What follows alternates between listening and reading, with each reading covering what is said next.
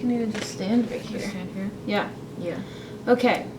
So, recap of Hadestown.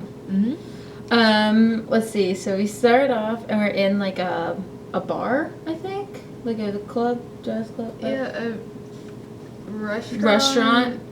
Yeah. Hermes is like the narrator of the story, or Mrs. Hermes.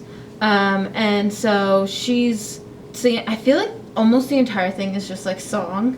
It's mostly Like song. there's very few dialogue. So in comes what's his name? Orpheus? Yes, Orpheus. And he's got like a apron on. He's wiping the tables, and he keeps going like this, which I didn't get. Maybe that was like I think he's making it into a flower. Yeah, so I think like the whole thing is that like he was like a dreamer and like always was seeing like what could be. Yeah. And so he like had like his rag and kept like turning it and like pretending it was like a flower. Gotcha. Because it's very cold and dark Yes. and everyone is sad and it's terrible. It's winter, because Persephone Persephone is in hell with Hades right now. So that means that it's winter. And then in comes Eurydice, and she's like cold to the world, meaning that she's starving and has a hard time trusting people, I think. And then he's like, "Oh, I love you. Will you marry me?" And she's like, "What?" And then she's like, "Okay, like let's." Like they keep hanging out, and then she falls in love with him. And that because he's promising to make it spring. Oh yeah, he's got a song that he can sing that makes a flower. And then she's like, "Oh, okay, sick." And then they fall in love, and not even 6 months later. Oh wait, hold on. They meet. He makes a flower. Persephone comes to town, and then not the full 6 months that's supposed to be, Hades comes and takes her back home early, and then it goes back to being winter where it's hard to get food. And then what's her name again? Eurydice is starving again, and There's a big storm. And Orpheus is off making music so he can bring spring, which will in turn bring them food, while she's out looking for food and like doing that, because he's like, okay, if I do this then we can get this, and like very much dreaming. And she's like, okay, but like what about right now, like we need stuff right now. So she goes out and she does that, and then she gets like, I don't know if tricked is the right word, exploited. They saw her weakness and was like, okay, I can offer you to not be hungry anymore, and all you gotta do is come live in hell and sign your life away. So she does that and calls out for him. He doesn't hear it, and then he finishes the song. And he's like, hey, I finished my song. And then he's like, wait, where is she? Where'd she go? And they're all like, well, she called and he didn't come. She's down there. And he goes down and he walks to hell instead of taking the train.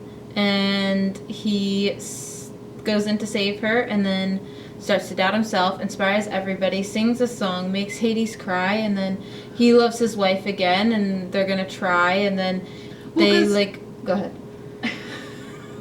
Because the whole thing is like that Hades is like trying to make this like huge wall and like lock everything in, and so like everyone is just working for him and like loses all their personality and like sense of self, yes, and everything. But with the song, Orpheus is like breaking through it and like making everyone come together, and like fighting back against him.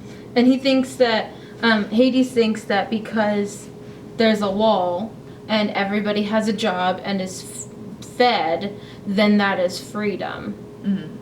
And then so everybody's starting to break free, and then he's like, oh my gosh, I love my wife. How did you know our melody? And then he decides to let them go under one condition, that like, what's his name? Orpheus has to go first, and he can't look back. If he turns around and looks back, then she has to go back to hell, and so does everybody else, I think, behind her. I don't know if they were all following. I was a little confused on that. But they literally, the steps are there, and he's about to like get back, and then he turns around last second, and then Well, because the whole thing, like, kind of running through it, like, they're the three fates, and it's kind of, like, the doubt in your head, and so the whole, like, walk back, they're, like, singing to him, like, you're a loser, you can't do this, and so he's like, oh my gosh, like, I can't do this, what am I doing? Yeah. And then, so, like... She's not gonna follow, because she chose to go to hell in the first place, which is, like, what broke him.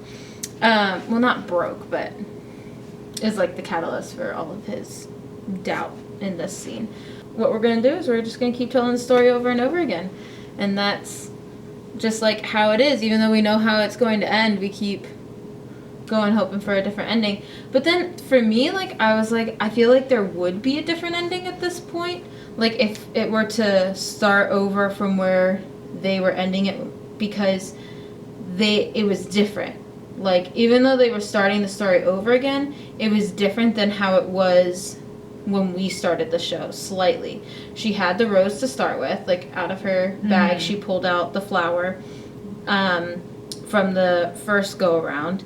And then, too, like, Hades and Persephone were more together when they came down. Like, so, like, I don't know, there was slight improvements to set them off on a better foot before the story is supposed to repeat itself. So I'm like, oh, maybe that's supposed to be like like, even though the whole outcome didn't change, like, a little bit did. Yeah. So I don't know. And then the whole thing was super sick with all of the, like, the floor was moving. Yeah, so there was, like, the middle circle in the floor, which went up and down. Yeah. And then there was a circle outside of that that spun around. And then there was a circle outside of that spun around. And they could go in opposite directions, so you'd have people going like this, and, like, the center thing that goes up and down also could spin. Yeah. So it was really cool. And then they also had lights, so, like, the stairs at the end were all lit up, which I thought was really cool. Then they had, like, these lights that would come down, so they had hooks, and then everybody came out with the light, and then they hooked the lights onto it, and they were swinging that around. The ceiling popped off, and the walls opened up, and there was lights, just really warm lights everywhere.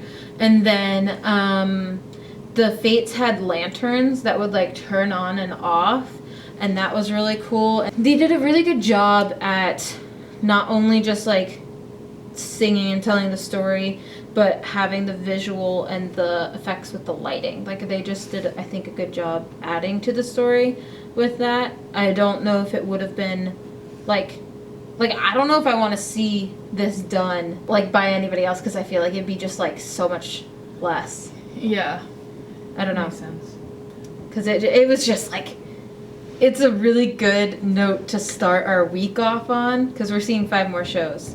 So to start with that and the production, it was just... It was incredible. It was amazing. Everybody did fantastic. And, like, also, like, on that, Orpheus and Eurydice were both understudies. Yeah. And, like, I have no words for it. Like, it was just, they were just both absolutely incredible. Yeah. I am sure the people who play the roles regularly are also incredible, but, like, just seeing them and, like, the excitement and, like, energy that they put into it. So was one of the Fates. Yeah. She was a swing. All of them just did, I think, a really good job. Yeah. Yeah. They did great. Good job. Would recommend. Should we rate them? Okay. I'm going 9 out of 10. I was gonna say 9, but, like, I don't know what I'm saving 10 for. Yeah, I gotta. It was so good, I don't know, like... 9.5. I think that was the best show that I've seen. I'm gonna stick with a 9 because there were things I didn't love. That's true. So I'm gonna go with 9. Also, another cool thing, the band was all on stage. Yeah. And with the exception of the drums that were, like, behind, like, a kind of sheer curtain, like, you could see everyone else. They all did fantastic. Yeah. It's a really great show if you like a cool trombone part. Yeah. You know, I would agree. I'm gonna put mine back to 9 because, like you said, like, there was things like, what's his name? Orpheus. He was singing at, like, a high point, and there was, like, a couple of parts where, like, he I don't know, it just felt more like a head voice type thing or something, which, like, he was hitting those notes. He was doing a good job. I just, like, there was some where I was just like, there were some songs where, like, I really liked his singing and the way that his voice sounded, and then there was others where I was just like, I just wish you were, like, back, like a slight, like, not deep at all, but, like, slightly down from where he was. But also, I don't know music well enough to know if that's even, like, an option. Yeah, I don't know. I was loving it. I thought he did great. No, I thought he did fantastic. I was just like, I found it interesting that he was the highest voice in the show. But I think maybe the contrast is, like, what it is, because everybody else is such, like, a deep, like, a lower part. Yeah, it's that maybe it's like he's up here in the clouds, so maybe it's that. I don't know. Maybe that's interesting. Thank you. Analysis. Yeah, I don't know. No, I thought it was great. Maybe it's just like everybody else was what I liked their singing and were more of my favorites, and I do definitely tend to lean more towards liking the altos than anything else. So. Well, there's like, there's good alto parts in this show. Really good. Because, like, it's really hard to find, like, a contralto part, which is, like, between alto and tenor, which is what I think I'm at. Yeah. And, like, there just really aren't the roles for, like, because when I got curious, I was like, what roles are there? And, like, the roles are pretty much just, like, oh, you can be on the ensemble of this opera. I'm like, well, that is kind of boring. But, like, I could be one of the Fates. You could. They were going low. Yeah. Persephone was too at one point. And Mrs. Hermes too. Yeah. And honestly, every like female it's character, a very, like, in the it's register, a deep, I could do that's it. What so I think that's what makes, like, it exciting. Like, I can go home and put on this music and sing it and not be, like, killing my voice. Yeah.